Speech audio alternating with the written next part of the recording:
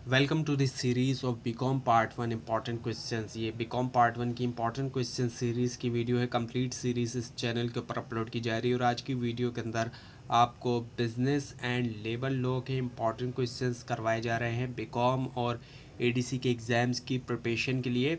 और section number B आज आपको करवाया जा रहा है। सो सेक्शन नंबर बी के इम्पॉर्टेंट क्वेश्चंस विद सॉल्यूशंस आपको करवाए जा रहे हैं। तो health and safety provision under factory act, इससे भी क्वेश्चंस आते हैं। और जो फैक्ट्री एक्ट है वो है 1934 का जो फैक्ट्री एक्ट है, ये सर्व करता है कॉर्नर स्टोन के तौर पर जो वर्क प्लेस हेल्थ और जो सेफ्टी लेजिस्लेशन है पाकिस्तान में। और चैप्टर 3 जो है एक्ट का, उसके अंडर हम देखें सो एक कॉम्प्रिहेंसिव सेट जो है प्रोविज़न का इंश्योर करता है कि जो फैक्ट्री एनवायरनमेंट है वो सेफ़ भी हो और कंड्यूसिव हो वर्कर्स की वेलबींग के लिए। और इसके अंदर अगर हम देखें तो मैंडेटरी क्लीनलीनेस स्टैंडर्ड्स आ जाते हैं। लाजमी जो स्टैंडर्ड एक प्रोवाइड किया गया कि लाजमी जो है वो साफ़ सुथराई होना चाहिए, प्रॉपर जो है वो डिस्पोज़ल होना चाहिए, वाटर डिस्पोज़ल होना चाहिए और एफ्लुएंट हो। इसके अलावा एडिकेट वेंटिलेशन भी होनी चाहिए और टम्परेचर कंट्रोल भी होना चाहिए। सो ये एक्ट जो है वो हल करता है इस तरह के जो भी ख़तरा आते हैं, जो डस्ट और फ्यूम्स की वजह से आते हैं, उनको ज़ाहिरी बात है ये बहुत ही ख़तरनाक किस्म की चीज़ें होती हैं, तो उनको हल करता है ये एक्ट। रिक्वायर करता है, हल इस तरीके से करता है कि ये रिक्वायर करता हुए जो प्रोटेक्टिव मेजर हैं, प्रोटेक्टिव यानी कि प्रोटेक्शन के लिए रिक्वायर करता है कुछ चीज़ें, ताकि मिटिगेट किया जाए जो इनका एक्सपोजर है उनसे उनका मुकाबला किया जाए। और ओवर क्राउडिंग जो है वो भी प्रोहिबिटेड है, उसको वो भी अलाउ नहीं है। और फैक्ट्रीज़ को मेंटेन करना चाहिए सफिशेंट जो है वो लाइटिंग, यानी कि इतनी लाइट हो कि ऐसा ना हो कि वहाँ अंधेरा हो, तो सफिशेंट लाइटिंग का वहाँ होना ज़रूरी है। और एक्सेस जो है वो होना चाहिए जो सेफ़ ड्रिंकिंग वाटर है उसका, और सैनिटेशन फैसिलिटीज़ का होना ज़रूरी होता है।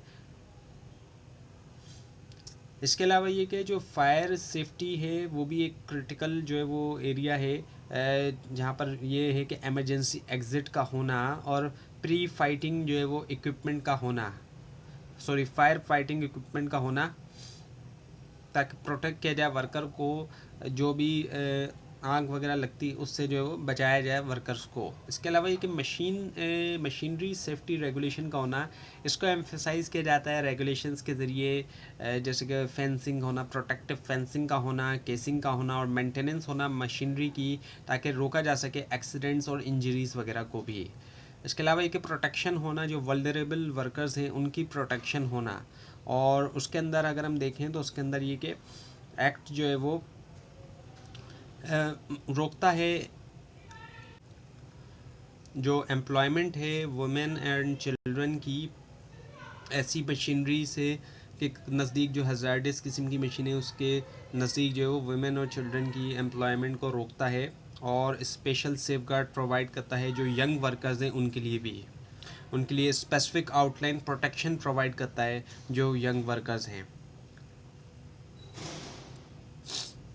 Workman compensation and employer liability, इसके बारे में भी क्वेश्चन आते हैं। सो जो workman compensation and employer liability है पाकिस्तान में, ये इसके लिए जो एक्ट हम देखते हैं वो है वर्कमैन कंपनसेशन एक्ट 1923 का एक्ट।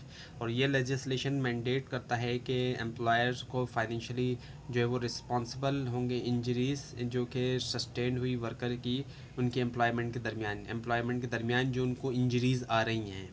और कंपनसेशन जो होगी, अब जो कंपनसेशन होगी उसके अंदर क्या क्या चीज़ें शामिल होगी, तो उसमें मेडिकल एक्सपेंसेस हो गए, उसके अंदर वेज लॉस भी इसके अंदर आ जाता है, इसके अंदर डिसेबिलिटी पेमेंट भी आ जाती है।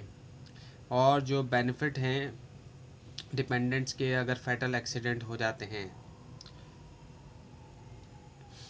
और एम्प्लॉयर की जो रिस्पॉन्सिबिलिटीज़ है, सो एक्ट जो है आउटलाइन करता है प्रोसीजर्स कैलकुलेट करने के लिए कंपनसेशन अमाउंट, और रिक्वायर करता है एम्प्लॉयर्स को कि वो रिपोर्ट करें फैटल जो भी आए उसको, फैटल एक्सीडेंट को प्रॉम्प्टली। और इसमें शामिल होता है प्रोविज़न जो है मेडिकल एग्जामिनेशन के लिए, और कॉन्ट्रैक्टिंग और जो रेमेडीज़ होती हैं थर्ड पार्टीज़ के अगेंस्ट। और एम्प्लॉयर्स को लाजमी तौर पे मेंटेन करना चाहिए रिकॉर्ड को भी और सबमिट करना चाहिए रिटर्न जो कि रिलेटेड हो कंपनसेशन से। और ये लॉ इंश्योर करता है कि वर्कर जो है उनको वल्नरेबल ना छोड़ा जाए वर्क प्लेस इवेंट एक्सीडेंट के अंदर, उसका जो इवेंट है, और एम्प्लॉयर्स जो है अपहोल्ड करें उनकी ऑब्लिगेशन।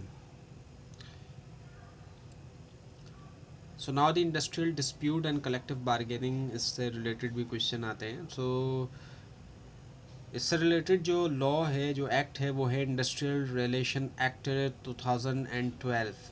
ये लेजिस्लेशन प्रोवाइड करती है कि लीगल फ्रेमवर्क जो है फॉर्मेशन और रजिस्ट्रेशन के लिए जो ट्रेड यूनियन होती है उसके लिए, और एनेबल करता है वर्कर्स को कि कलेक्टिवली नेगोशिएट करें एम्प्लॉयमेंट टर्म। कलेक्टिव बार्गेनिंग जो एक सेंट्रल फीचर होता है जो कि अलाउ करता है यूनियंस और एम्प्लॉयर्स को कि वो रीच करें एग्रीमेंट्स जो हैं वेजेस के ऊपर, वर्किंग कंडीशन और जो दूसरी एम्प्लॉयमेंट मैटर्स होते हैं। और ये एक्ट आउटलाइन करता है प्रोसीजर्स रिजॉल्व करने के लिए इंडस्ट्रियल डिस्प्यूट्स अगर आते हैं, किसी भी तरह के इंडस्ट्रियल डिस्प्यूट्स आते हैं उनके लिए। और ये किया जाएगा किसके ज़रिए? कॉन्सिलिएशन के ज़रिए कॉन्सिलिएशन की जाएगी।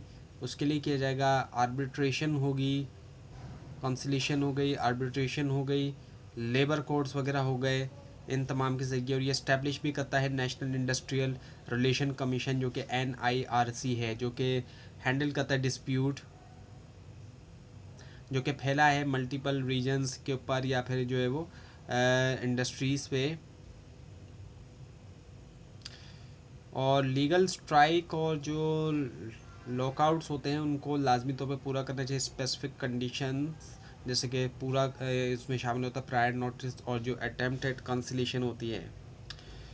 सो protection of workers right, worker right की प्रोटेक्शन है। एक्ट जो है वो प्रोहिबिटेड करता है अनफेयर जो लेबर प्रैक्टिस होती है, जैसे कि इंटरफेरेंस होना है यूनियन एक्टिविटीज़ के साथ, और जो डिस्क्रिमिनेशन होती है यूनियन मेंबर्स के अगेंस्ट। और इन प्रोविजंस का एम ये होता है कि मेंटेन किया जाए इंडस्ट्रियल पीस और प्रोटेक्ट किया जाए वर्कर्स राइट। अंडरस्टैंड करना इन मैकेनिज़्म को असेंशियल होता है दोनों के लिए, एम्प्लॉयर्स और एम्प्लॉयज़, ताकि नेविगेट करें लेबर रिलेशंस जो है इफ़ेक्टिवली और इंश्योर करें कंप्लाइंस जो है लॉ के साथ।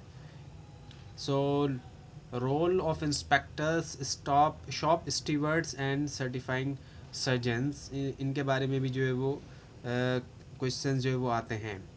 सो पाकिस्तान में जो लेबर लॉ फ्रेमवर्क है, इंस्पेक्टर, शॉप स्टीवर्ड और जो सर्टिफाइंग सर्जन होते हैं, ये जो है प्ले करते हैं बहुत बड़ा रोल इंश्योर करने में कंप्लाइंस और जो सेफ गार्ड करने में वर्कर्स का जो राइट्स होते हैं। इंस्पेक्टर जो है इनको अपॉइंट किया जाता है फैक्ट्रीज एक्ट के अंडर, और ये रिस्पॉन्सिबल होते हैं इन्फोर्स करने के लिए लेबर लॉस। इंस्पेक्ट करते हैं ये वर्क प्लेस, इंश्योर करते हैं कि सेफ्टी और जो हेल्थ स्टैंडर्ड है उनको पूरा किया जाए। और इनके पास ये भी अथॉरिटी होती है कि ये जो भी प्रीमाइसिस होती है उसके अंदर दाखिल हो सकें, रिकॉर्ड्स को एग्ज़ामिन कर सकें, देख सकें कि रिकॉर्ड्स उनके, और इसके अलावा इशू कर सकें डायरेक्टिव ताकि करेक्टिव एक्शंस को लिया जा सके।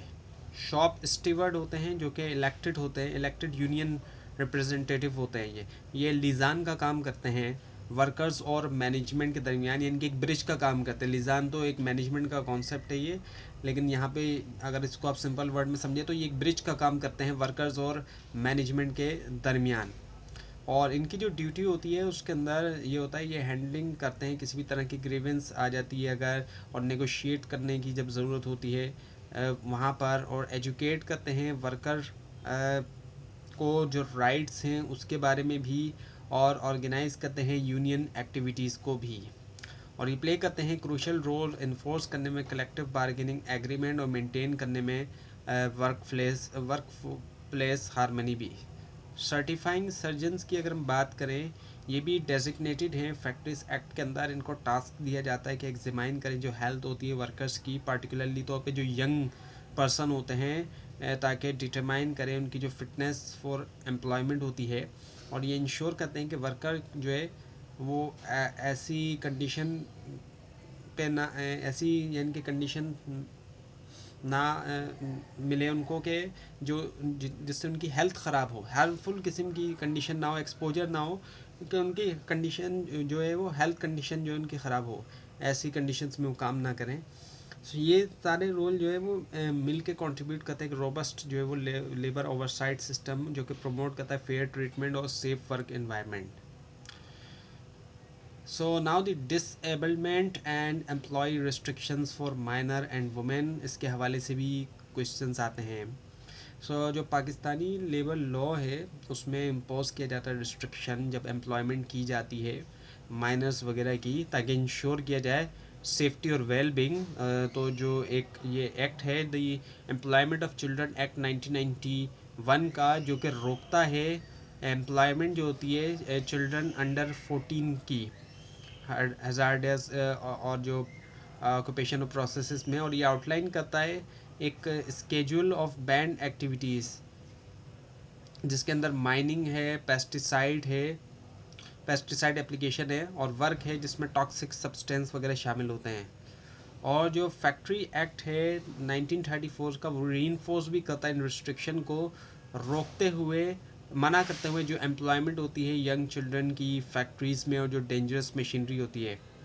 और ना सिर्फ ये बल्कि वुमेन को भी प्रोटेक्ट किया जाता है लेबर लॉज के ज़रिए, जो रिस्ट्रिक्ट करता है उनकी एम्प्लॉयमेंट को कहीं भी जहाँ कहीं भी डेंजरस किस्म की मशीनरी है। और नाइट शिफ्ट्स को भी जो है प्रोहिबिट किया जाता है, ताकि उनको जो है वो उनकी सेफ्टी और जो उनकी हेल्थ जो है वो इसकी वजह से, क्योंकि हमारे यहाँ पे नाइट शिफ्ट में उनके लिए वर्क करना काफ़ी डेंजरस हो सकता है इस वजह से। जो कॉन्स्टिट्यूशन का कॉन्स्टिट्यूशन है उसके आर्टिकल 36E के through just and human working condition और जो प्रोहिबिट एम्प्लॉयमेंट है वोकेशन के अंदर वो अनस्वीटेड है एज या जेंडर के लिए। और ऐसे लोग जो डिसेबल हैं, अब जो डिसेबल लोग हैं उनके लिए हम देखें तो ऑर्डिनेंस जो 1981 का रिक्वायर करता है एस्टेब्लिशमेंट जो है 100 और मोर एम्प्लॉयज़, ताकि वो मेंटेन करें 2% का कोटा डिसेबल वर्कर्स के लिए। और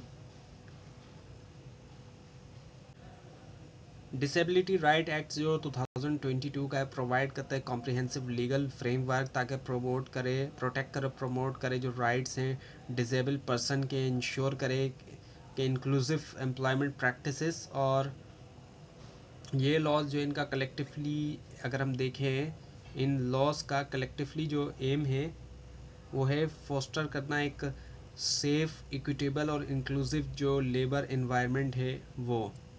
तो ये था आज का लेसन इंपॉर्टेंट क्वेश्चंस का। आपको इस बार में कोई क्वेश्चन हो ख़ास तौर पे इसमें कोई मिस्टेक दिखाई दे ज़रूर हाईलाइट कीजिए इस पूरी सीरीज़ को देखने के लिए।